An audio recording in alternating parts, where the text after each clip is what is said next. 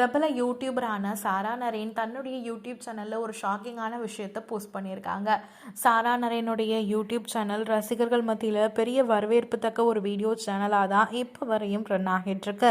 அவங்களுடைய love couple வீடியோஸ்லேருந்து இப்போ வரையும் அவங்களுடைய குழந்தைங்க வீடியோ, கப்பிள் விளாக்ஸ், காமெடி வீடியோஸ்னு எல்லாமே வைரல் ஆகிட்டு இருக்கும்.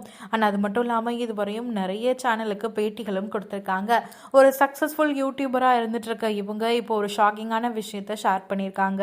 சாரா அவர்களுடைய அப்பா இறந்து போயிட்டாங்க அப்படின்னும் நாள் தான் இறந்துருக்காங்க. இதுலேருந்து கண்டிப்பாக நான் மீண்டு வந்துடுவேன்.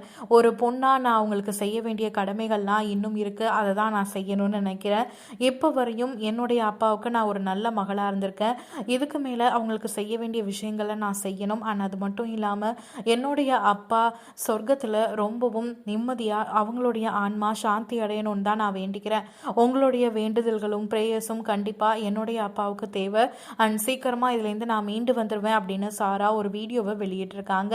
அண்ட் இப்போது பலருமே ரொம்ப போல்டாக இருக்கக்கூடிய சாரா கண்டிப்பாக இந்த விஷயத்துலேருந்து மீண்டு வந்துடுவீங்க அப்படின்னு பலரும் ஆறுதல் வார்த்தைகளை சொல்லிட்டு இருக்காங்க.